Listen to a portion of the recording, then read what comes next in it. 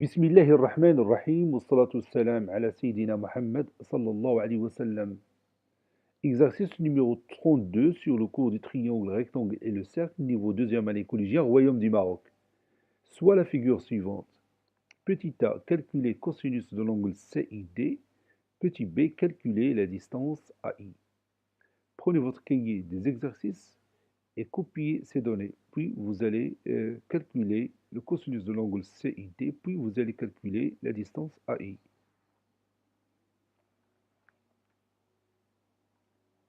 Maintenant, on corrige ensemble notre exercice. Réponse.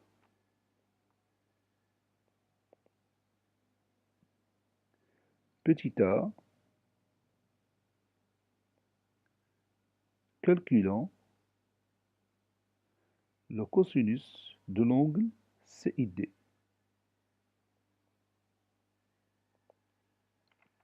Comment on va trouver le cosinus de l'angle CID?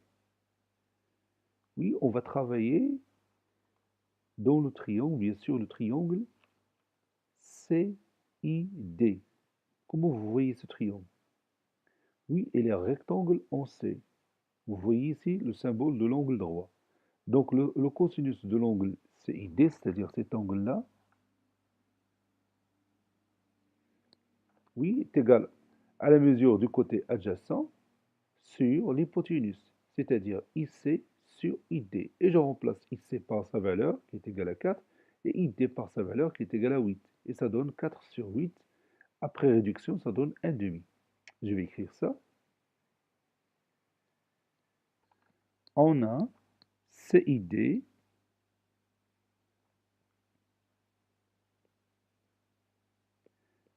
est un triangle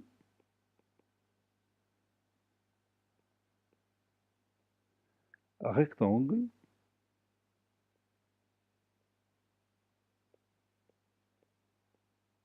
en C.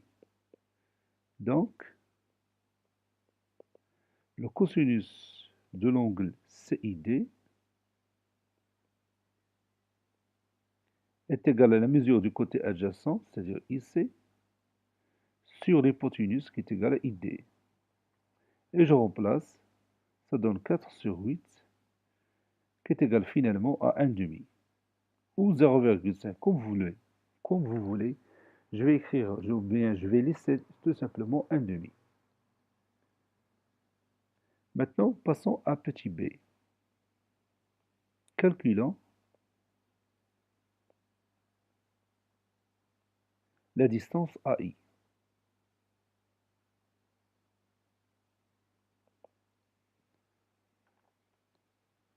Comment vous voyez les deux angles CID et AIB? Cet angle-là et cet angle-là, comment vous le voyez? Oui, on les voit opposés par le sommet I. Les deux angles AIB et CID sont opposés par le sommet I. Donc, que peut-on conclure? Oui, ils sont isométriques. C'est-à-dire la mesure de l'angle CID est égale à la mesure de l'angle AIB. Deux angles qui sont isométriques, ils ont le même cosinus. Donc le cosinus de l'angle AIB est égal au cosinus de l'angle CID, qui est égal à 1,5. Et puis, je vais utiliser le triangle AIB pour obtenir le cosinus de l'angle AIB en utilisant la définition du cosinus d'un angle, c'est-à-dire la mesure du côté adjacent, c'est-à-dire AI, sur le côté, ou bien sur l'hypoténuse qui est égale à BI. Et je remplace et je vais trouver facilement la distance AI. C'est ce que je vais écrire maintenant. On a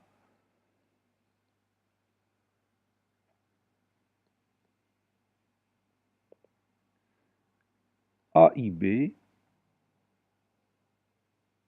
et CID, deux angles opposés par le sommet.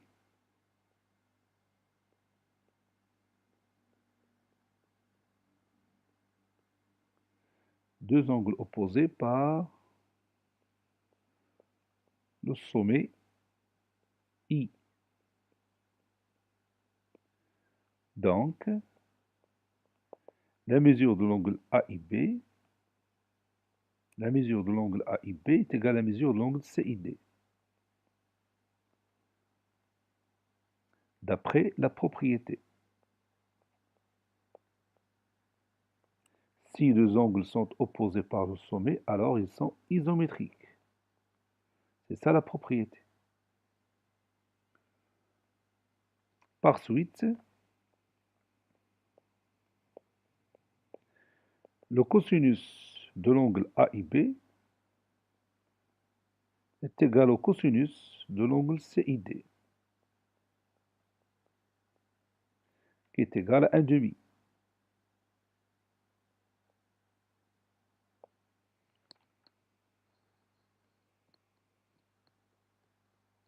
Dans le triangle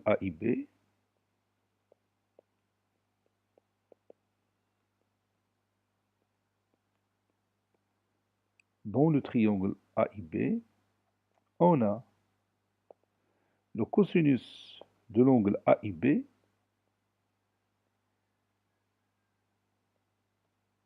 est égal à la mesure du côté adjacent, c'est-à-dire AI, sur l'hypoténuse, c'est-à-dire IB ou BI, qui est égal à AI sur 6.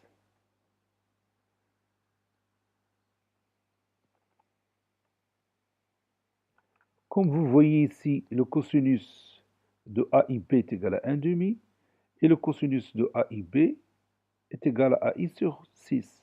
Que peut-on conclure? Oui, par suite,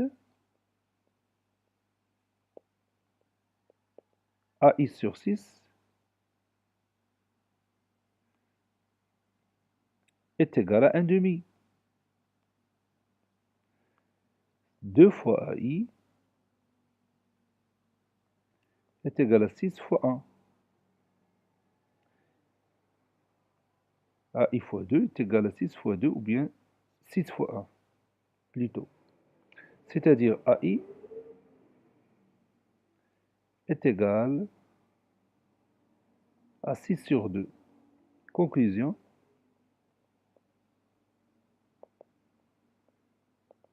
AI est égal à 3. Cet exercice est terminé. Il a été préparé par le professeur Latif Abdou du collège Bourse d'études Marrakech. Au revoir.